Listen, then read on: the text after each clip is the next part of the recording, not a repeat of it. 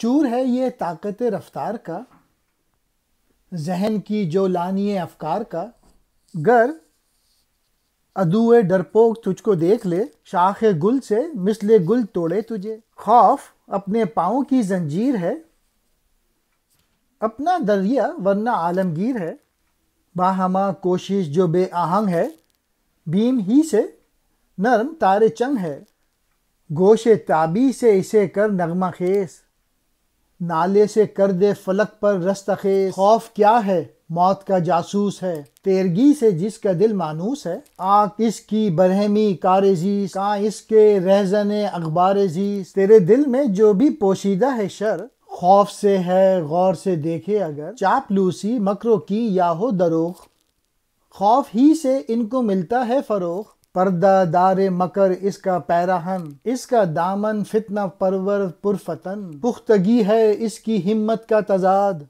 اس لیے ناسازگاری سے ہے شاد، جو رموز مصطفیٰ پہچان لے، خوف میں ہے شرک مضمر جان لے۔ میسج ان اشعار کا یہ ہے کہ بزدلی میں زندگی نہیں گزارنی چاہیے، بہادری سے زندگی گزارنی چاہیے، اور اگر آپ خوف میں زندگی گزاریں گے تو کیا ہوگا، یہ بتایا اقبال نے ان اشعار میں۔ خوف جو ہے وہ پھر پاؤں سے چلنے کی طاقت چھین لیتی ہے، اور جو ذہن ہے اور جو دماغ ہے اس سے خیالات اڑا لیتا ہے، اور اقبال کہہ رہے ہیں تجھے ڈرپوک دیکھ کے جو تیرا دشمن ہے وہ تیرے کیاری سے پھول کو توڑ کے لے جائے گا، یعنی تیری زندگی تباہ کر دے گا۔ خوف ایک زنجیر کی طرح ہوتی ہے جو ہمارے پاؤں میں پڑی ہے، ورنہ ہمارے سمندر میں تو سینکڑوں طوفان ہیں، یعنی اگر انسان میں خوف نہ ہو تو وہ بہت سارے رسک لے سکتا ہے، بہت سارا پوٹینشیل ڈیولپ کر سکتا ہے۔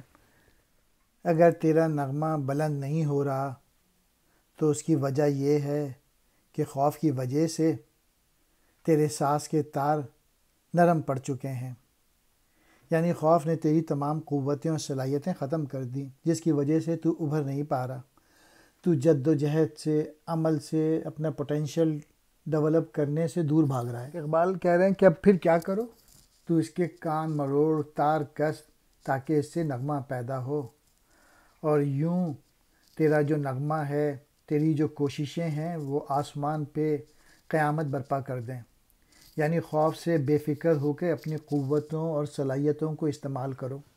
خوف جو ہے وہ موت کا جاسوس ہے، اور یعنی خوف جو ہے ایک سیاہ باطن انسان قرار دیا ہے جو انسان کی تباہی اور بربادی کا باعث بنتا ہے، اور اس خوف کی وجہ سے انسانی زندگی کو بڑے بڑے نقصان پہنچتے ہیں۔ اقبال کہہ رہے ہیں تو ذرا غور کر، تو ذرا فکر کر کہ خوف کی وجہ سے جو پوشیدہ برائیاں تیرے دل میں ہیں ان سب کی جڑ جو ہے وہ خوف ہی ہے۔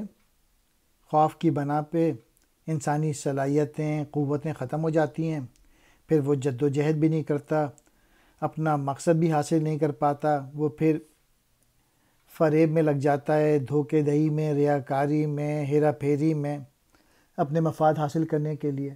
جب انسان بزدل ہو جاتا ہے پھر یہ ساری برائیاں، چاپلوسی، خوشامد، مکر و فریب، بوکس، دشمنی، جھوٹ، غیبت، یہ سب خوف کی وجہ سے ہوتی ہیں۔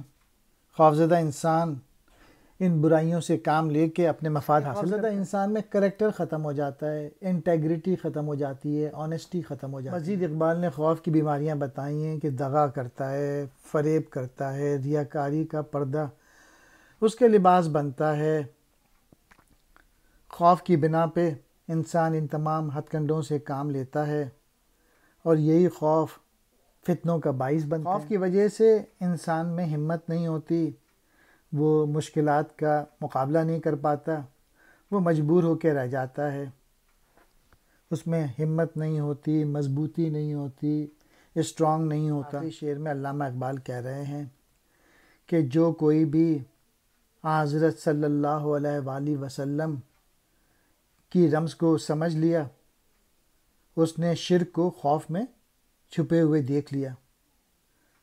حضور اکرم صلی اللہ علیہ وآلہ وسلم نے ہمیں توحید کا سبق دیا تھا، جس پر عمل کرنے سے انسان کسی بھی باطل قوت سے خوفزدہ نہیں ہوتا۔ وہ کسی کے آگے سر نہیں جھکاتا، وہ شرک کا مرتکب نہیں ہوتا۔ آہنگ کہتے ہیں نغمے کو، سر کو، تارے چنگ ساز کے تار، نغمہ خیز جس سے نغمے پیدا ہوں یا پھوٹیں، رستہ خیز قیامت برپا کر دے۔ تیرگی کہتے ہیں تاریخ کو، جاسوس کہتے ہیں مخبر، برہمی درہم بھرم کرنے والی۔ اخبار یہ جمع ہے خبر کی، خبریں۔ چاپلوسی کہتے ہیں خوشامد کو، مکاری فریب، دشمنی بغض، دروغ کہتے ہیں جھوٹ کو، ہمہ کہتے ہیں سب، گیر و فروغ ان میں اضافہ ہوتا ہے۔ ناسازگار ناموافق، موافقت نہ کرنے والا۔ رمز کہتے ہیں اشارے کو، بھید کو، حقیقت کو۔ شرک کسی کو خدا کا شریک بنانا۔ مضمر کہتے ہیں چھپا ہوا، پوشیدہ۔